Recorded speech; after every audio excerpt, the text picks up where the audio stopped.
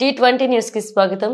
నమ్మిన ప్రజల్ని ఆపదలో పెట్టి అల్లుడు కోసం కేవలం తన స్వార్థం చూసుకుంటూ మమ్మల్ని చిత్రహింసలు పెడుతున్న రేవంత్ రెడ్డి మరొక్కసారి నమ్మే పరిస్థితి లేదు అంటున్నారు సొంత నియోజకవర్గ ప్రజలు. అధికారుల అభయానికి మా భర్త పరారీలో ఉన్నాడు, మా పిల్లలు నాన్న ఎక్కడా అని అడుగుతున్నారు. ఏం సమాధానం చెప్పాలో కూడా తెలియని పరిస్థితి. మా భర్త బతికున్నాడా, చచ్చిండా, తిన్నాడా, తినలేదా, ఎక్కడున్నాడో ఏమో తెలియకుండా బ్రతకడం నరకంగా భావిస్తున్నామన్నారు. ఇంకా ఎన్ని కేసులు పెట్టినా, మమ్మల్ని చంపినా ఇదే నేల మీద చస్తాం, మమ్మల్ని తరలించాలని ఆలోచన వచ్చినా మేము ఎక్కడికి పోము, చావునున్నా చస్తాం, కానీ ఈ ఫార్మా కంపెనీ కోసం మా భూములను మేము ఇవ్వము అంటున్నారు బాధితులు.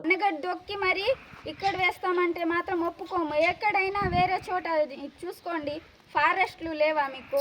మీకు వేల వేల భూములు ఉంటాయి కదా, అక్కడ వేసుకోండి. మా మీద ఎందుకు ఇదంతా?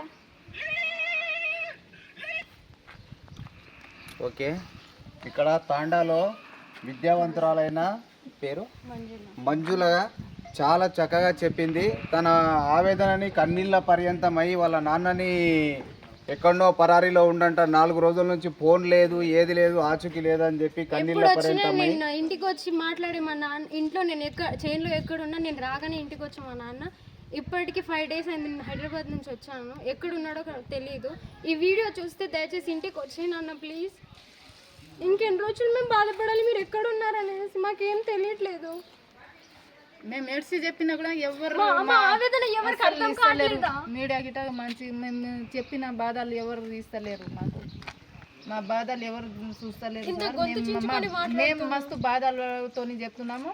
మేము ఎట్లా ఏ పడుతుంది, ఈ భూమి వదులుకోము, మేము భూములు ఇవ్వము. మా బాధలు ఇప్పుడు మేము ఎంత మీడియాలు చెప్పినా మా మీడియాలు చూపించలేరు. ఇన్ని రోజులు ఇప్పుడు చూపిస్తాం, కంపల్సరీ చూపిస్తామమ్మా. మీ తండాయి వీళ్ళు చాలా తండావాసులు కన్నీళ్ళ పర్యంతమయ్యారు. వాళ్ళ నాన్న ఆచూకీ లేదు. నాన్న ఈ వీడియో చూసన్నా మమ్మల్ని చూడడానికి రానా అని ఇక్కడ ఒక తల్లి కన్నీళ్ళ పర్యంతంతో వేడుకుంటుంది. ఓకే, T20 చెప్పిన వాళ్ళు వస్తారు, వచ్చి పోలీసులు ఇట్లా పట్టుకొని పోతున్నారు సార్. కానీ మేము మన మీ పేరమ్మా? మంజుల. ఏం చదువుతున్నారు? Degree second year. మీ పేరు? నా పేరు జ్యోతి. జ్యోతి. మీరు? 10th చదువుకున్నారు. మరి ఇక్కడ భూములు లాక్కుంటున్నారు అంటున్నారు కదా, దానిపైన మీ అభిప్రాయం? ఆయనకైనా సీఎం పదవి ఎంతనో ఉండే 5 సంవత్సరాలు సీఎం పదవికి ఆయన అంత ఇంపార్టెన్స్ ఇస్తున్నాడు. అలాంటప్పుడు మేము పుట్టినప్పటి నుంచి చచ్చే వరకు ఇదే భూమి మీద ఉంటున్నాం, మాకు ఇదే తెలుసు, ఇంకేం తెలీదు. మా వాళ్ళు కూడా బతికే దీని మీదనే, మేము కూడా బతికే దీని మీదనే. రేపు మాకు ఉద్యోగాలు రాకపోయినా మేము దీని మీద బతుకుతున్నాం. అలాంటప్పుడు ఆయన వచ్చి తీసుకుంటా అంటే మేము ఎక్కడికి వెళ్ళాలి?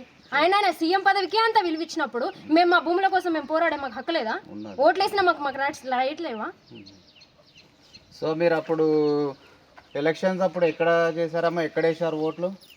నేను చెప్తున్నా రేవంత్ రెడ్డికి వేసారు. నా ఫస్ట్ ఓటు చాలా వైరల్ అయిపోయింది ఇప్పటికి. ఈరోజు అందరు మా మహిళలు ఢిల్లీకి వెళ్ళాల్సిన అవసరం లేదు. అసలు మన తెలంగాణలోనే న్యాయం జరిగితే వాళ్ళు ఢిల్లీకి వెళ్ళాల్సినంత అవసరం ఎందుకు సార్? మన తెలంగాణ న్యాయం జరగకనే కదా వాళ్ళంతా దూరం వెళ్తున్నారు. మా భూములు మేము వదులుకోము, ఎందుకంటే ఇది ప్రభుత్వ భూమి కాదు. వాళ్ళు దౌర్జన్యం ఎందుకు చేస్తారు? అసలు వాళ్ళకు ప్రభుత్వం ఏమైనా హక్కులు ఇచ్చిందా? సొంత భూముల్ని లాక్కోవాలి. సీఎం పదవిలో ఉన్నంత మాత్రాన ప్రజల సొంత భూములు కూడా లాక్కోవాలా? మేము దీన్ని అస్సలు ఖండిస్తున్నాం సార్. మేము అస్సలు సార్ యాక్చువల్లీ ఆయన దగ్గర చాలా భూములు ఉన్నాయి. అలాంటప్పుడు మా పేదవాళ్ళ భూములే తీసుకోవాల్సిన అవసరం ఏంటి? మీరు పేదవాళ్ళు అడ్డురారు, తొలగించుకోవచ్చు అనే ఉద్దేశంతో అంటారేమో. పేదవాళ్ళు అడ్డురారంటే రేపు నువ్వు అక్కడెక్కడో ఉండి మాట్లాడ్డాం కదా, ఇక్కడికి వచ్చి ఇంతమంది ఉన్నాముగా, ఇంతమంది మొగాలు నీకేం కావాలో మీ అన్నని పంపించి మాట్లాడ్డాం కదా, నువ్వు వచ్చి మాట్లాడు, మేము కూడా మీకు ఇచ్చే సమాధానం మేము ఇస్తాం. మేము ఎలా ఇవ్వాలో మేము కూడా మాట్లాడతాం. మేము ఇంత గొంతు చించుకొని మీడియా ద్వారా చెప్తున్నాం కదా, ఆ సీఎం రేవంత్ రెడ్డి మహారాష్ట్రలో అటు ఇటు తిరుగుతున్నారే, మా బాధలు ఆయనకు వినిపిస్తలేవా? మేమంతా గట్టిగా ఒర్లి అందరు ఒక్క దగ్గర ఇక్కట్టయి మేము మా సమస్యలు చెప్పుకుంటున్నాం. ఆయన వాళ్ళ పోలీసులు వాళ్ళ అన్న ఎవరో వస్తే మాత్రం వాళ్ళని ఇక్కడికి రానిస్తారు. మా కోసం వేరే ప్రభుత్వం వాళ్ళు వస్తున్నారు కదా, బీజేపీ పార్టీ వాళ్ళు, వాళ్ళని ఎందుకు ఆపిస్తున్నారు? పార్టీ వాళ్ళ గురించి యాక్చువల్లీ సార్ పార్టీ వాళ్ళ గురించి అయితే కాదు, మేము మా భూముల కోసం పోరాడుతున్నాం. మమ్మల్ని ఆదుకోవడానికి ఎవరో ఒకరు వచ్చే వాళ్ళని కూడా అర్ధరాత్రి వచ్చి మమ్మల్ని తీసుకెళ్ళడము, మా వాళ్ళని తీసుకెళ్ళడము, అండ్ ఎవరైనా మమ్మల్ని న్యాయం చేయడానికి వచ్చిన వాళ్ళని కూడా ఇక్కడ వరకు రానియకుండా అక్కడి నుంచి అక్కడనే అరెస్టులు చేయడము అలాంటివి చేస్తున్నారు.